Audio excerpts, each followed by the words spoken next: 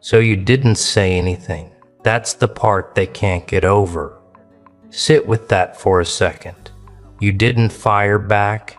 You didn't post the long explanation. You didn't pull people aside to tell your side. You didn't do a single one of the things a person does when they're trying to win. You just went quiet. And somehow that quiet did more damage than anything you could have shouted. Funny how that works. Let me tell you what they expected, because they did expect something. People always do. They expected you to react. They'd already written the next few scenes in their heads. You'd get emotional. You'd overplay your hand. You'd say the thing you couldn't take back. And then they'd get to turn to each other and go, see what they're really like. That was the plan. That was always the plan. Your reaction was supposed to be the evidence that proved them right. And you just didn't give it to them. You have no idea how much that costs a person. To swing as hard as they swung and hit nothing. To prepare for a fight that never shows up. It leaves them standing there with their fists up, looking around, looking honestly kind of ridiculous. And here's the thing about people who set a trap and watch you walk right past it. They don't feel relieved, they feel exposed, because the trap is still sitting there in the open now and everyone can see it for what it was. You want to know the exact moment it turned? It wasn't loud. It never is. It was some ordinary afternoon weeks later when one person, just one, said your name in a room and nobody jumped in to pile on. There was a pause, a small one. The kind of pause where everybody's waiting for someone else to throw the first stone and nobody does. Because the story stopped making sense because they'd been carrying around this version of you. This convenient little cardboard cutout, and it didn't match anything that was actually happening. You were supposed to be falling apart. You weren't. That's the gap that breaks them. Not your success, your calm. Anyone can be threatened by someone doing well. That's normal. That's easy. They know how to handle that. What they don't know how to handle is someone who got hit and just kept walking. Didn't limp, didn't make a show of it, didn't come back around looking for an apology. Because if you're not asking for anything from them, then they have no leverage. None. And people who run on leverage genuinely don't know what to do when it's gone. Think about how much power you handed them. Every time you used to explain yourself, every time you said no, let me clarify. Every time you tried to correct the record, you were telling them the same thing underneath. Your opinion of me matters enough to fight for. That was the currency. That's what they were spending. And one day you just stopped paying. I want to be careful here because there's a version of this that's just bitterness dressed up as wisdom. And that's not what this is. This isn't about getting them back. If you're still keeping score, you haven't actually left. You've just moved to the cheap seats. No, the real thing, the thing that's actually happening is quieter than revenge and a lot more permanent. You stop needing the verdict. That's it. That's the whole move. For most of your life, some part of you was waiting for the room to agree that you were right, waiting for the apology, waiting for somebody with authority to bang a gavel and say yes. This person was telling the truth all along, and while you were waiting, you were theirs. They owned a piece of you, the piece that needed them to say so. And then somewhere, and you might not even remember the day, you stopped waiting. Not dramatically. You didn't announce it.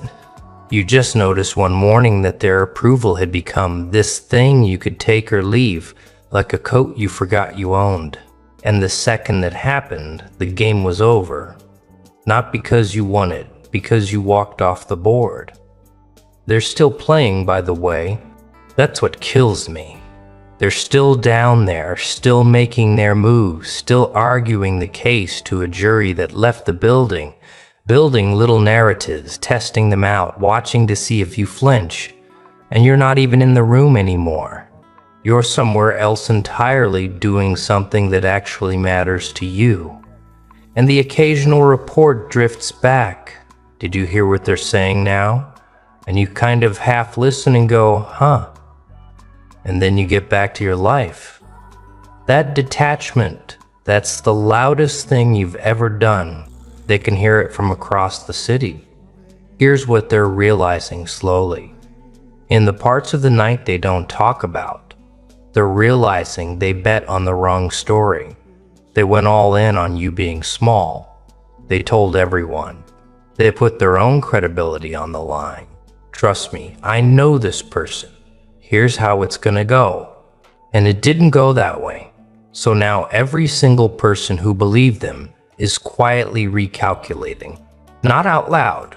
People never do this out loud. But you can feel a consensus shift the way you can feel weather change before the rain. And the ones who were so sure about you are starting to feel the ground move. And the people who run things, the ones who actually pay attention, they noticed you a while ago. Not because you asked them to. Because the people who matter are watching for exactly one thing. Who keeps their head when there's nothing in it for them to keep it? Who stays solid when staying solid earns them nothing? That's the rarest signal there is. And you've been broadcasting it without even trying. You thought nobody saw those nights you held the line for no audience. Somebody saw. Somebody always sees. They just don't clap. They just remember. So let me give you two things to actually hold on to, because everything else is just noise. First, you don't owe anyone the receipts.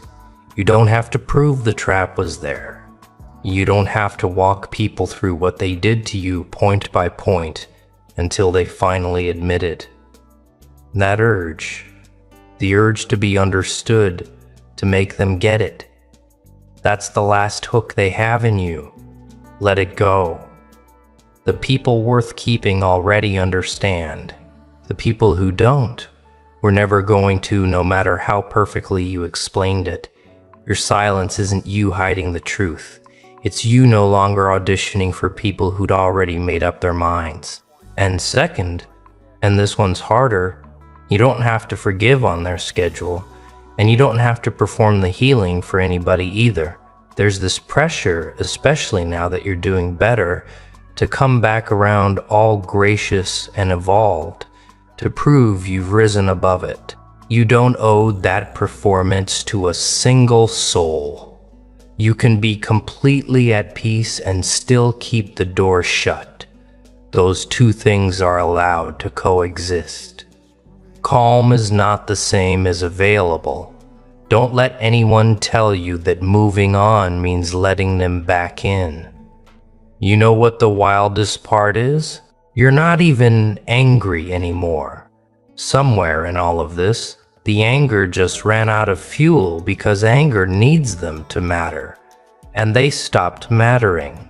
What's left isn't rage and it isn't sadness. It's this clean, almost boring kind of peace. The peace of a person who finally put down something heavy they'd been carrying so long they forgot it wasn't part of their body.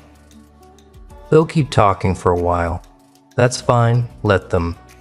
Every word they spend on you is a word they're not spending on building anything of their own. And that math catches up with people. The ones who can't stop discussing your life are usually avoiding looking too hard at theirs. That's not your problem to solve. You've got somewhere to be.